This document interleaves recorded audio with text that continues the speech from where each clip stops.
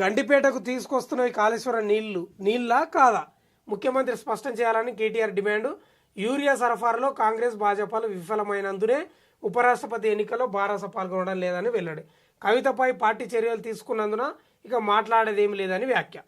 ఇక గండిపేటకు కాళేశ్వరం నీళ్ళు తీసుకొస్తున్నారా లేదా అని అడుగుతున్నాడు. ఇంకేమంటారు తెలుసా? యూరియా సరఫరాలో కాంగ్రెస్ బీజేపీ రెండు ఫెయిల్ అయినా, అందుకే మేము దూరంగా ఉంటున్నాయి అంటున్నాడు. ఎవరు? కేటీఆర్ అంటున్నారు. కేటీఆర్ గారు, మీరు కనీసం ప్రతిపక్షంగా ఉన్నారు, సరే ఇక్కడ కాంగ్రెస్ ఫెయిల్ అయింది అధికారం, మరి మీరన్న పోయి జంతర్ మంతర్ దగ్గర మీ నలుగురు ఎంపీలు, రాజ్యసభ ఎంపీలు, ఎమ్మెల్యేలు, చోటమోట నాయకులు పోయి జంతర్ మంతర్ దగ్గర ఆన్నో ఇన్నో వినతి పత్రాలు ఏమైనా ధర్నాన్న చేసిండ్రా? చేయలే. ఎందుకంటే కాంగ్రెస్ను బదనాం చేయాలి, బీజేపీను బదనాం చేయాలనేది మీ ప్లాన్ మీకు ఉంటుంది. ఓ రోజు పోయి ఆ విమానంలో పోయో లేకపోతే ఆ ట్రైన్లో పోయో మీ చోటమోట నాయకులు అందరిని పోయి తీసుకుపోయి ఏడా జంతర్ మంతర్ దగ్గరనో ప్రధాని మోడీ దగ్గరికి పోయి వినతి పత్రాలు ఏమైనా ఇచ్చిండ్రా? ఇయ్యరు మీరు. అట్లా గండిపేటకు తీసుకొస్తున్న కాళేశ్వరం నీళ్ళ ఏ నీళ్ళో ఆ ప్రజల పెద్ద పట్టించుకునే పరిస్థితి ఏం లేదు. అవి యూరియా కావాలని వాళ్ళు దాన్ని ఆడుతున్నారు. ఇక కవితపై పార్టీ చర్యలు తీసుకున్నందున ఇక మాట్లాడేది ఏమి లేదని వ్యాఖ్య. ఎత్తేసిండు. కవిత కేటీఆర్ని వెనకేసుకొచ్చింది. హరీష్ రావును, సంతోష్ రావును బండగట్టి బయలేసిపోయింది. కానీ ఒకటి గమనించారా మీరు? వీళ్ళు చూడ ఎట్లుంది, వీళ్ళు కొట్లాట ఎందుకు పెట్టుకున్నారు తెలుసా? కవిత, కేటీఆర్ కానీ లేకపోతే హరీష్ రావు కానీ అధికారం కోసం కొట్లాడుకుంటున్నారు. అధికారం కోసం అంటే నేను ముఖ్యమంత్రి కావాలంటే నేను ముఖ్యమంత్రి కానీ వాళ్ళ లక్ష్యాలు ఎట్లున్నాయి చూడు. ఇక మనం చూస్తుంటాం సమాజంలో కొందరు లక్ష్యాలు, ఇక చిన్నదానికే గొడవలు. ఉల్లిగడ్డ పుట్టుకాడ, ఎల్లిపాయ పుట్టుకాడ, ఉంగరం కాడ, టీవీ రిమోట్ కాడ ఈడ గొడవలు పెట్టుకొని పంచాయతీలు పెట్టుకొని దూరం అవుతారు. వీళ్ళు ఏంటికి దూరం అయ్యారు తెలుసా? తెలంగాణలో ప్రజలను పాలించేది నేను నేను నేను అని గొడవలు పెట్టుకున్నారు. అంటే అట్లుంటుంది. వీళ్ళని చూసి నేర్చుకోవాలి. అధికారం అంటే ఎంత పవర్ ఉంటుంది, ఎంత ఇంపార్టెంట్ అనేది వీళ్ళని చూసుకోవాలి. మన దగ్గర కొట్లాడతారు, మన ఇళ్ళల్లో లేకపోతే మన చూస్తుంటే అప్పుడప్పుడు వార్తలు వస్తాయి, చిన్న దానిలో కాడ కూడా పడతారు. గట్లుంటుంది పరిస్థితి.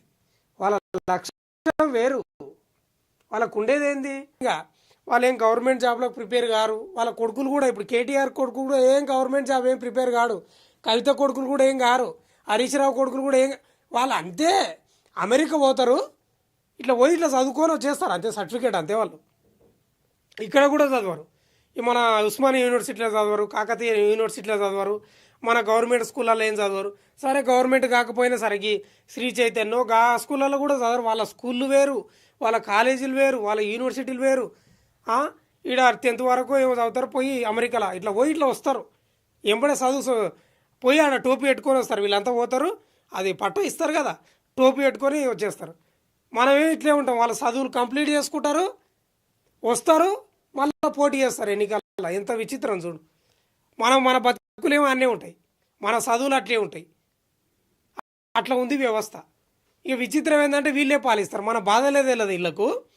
వీళ్ళ కొడుకులు బిడ్డలు అసలు మన ప్రజాస్వామ్యంలో లేదు, మన తెలంగాణ రాష్ట్రంలో తిరగను చేయరు, మన బాధలే తెలియదు.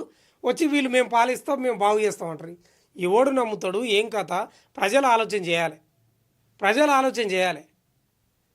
వీళ్ళు ఇక్కడ చదువుతారండి. కాకతీయ యూనివర్సిటీ, ఉస్మానియా యూనివర్సిటీలో ఎందుకు చదవరు వీళ్ళు?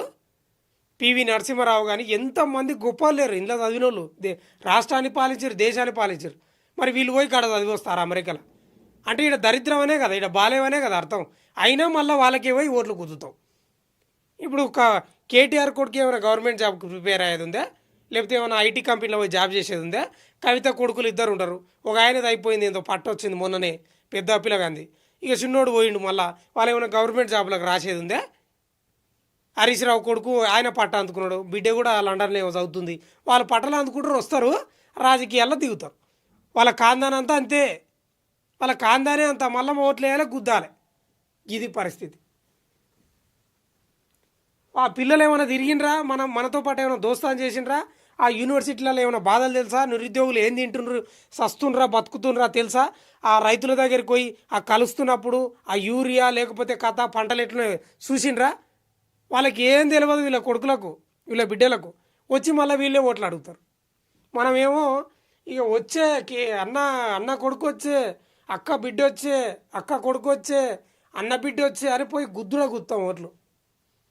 మీరే ఆలోచన చేసుకోవాలి కథా కార్ఖానం ఏందనేది. కొనుగోలు కేంద్రాల్లో ఈగో ఎక్కువ ఉంటుంది తెలుసా. ఈడ చదివితే మా కొడుకు గీడ చదవాలనా, మా బిడ్డ గీడ చదవాలనా అని ఈగో ఎక్కువ. మనం ఊర్లో నుంచి వచ్చి హైదరాబాద్ ఎట్లా చదువుకుంటామో ఇట్లా వచ్చి వాళ్ళు ఇట్లా పోయి ఇట్లా చదివి వస్తారు అమెరికా పోయి. డబ్బు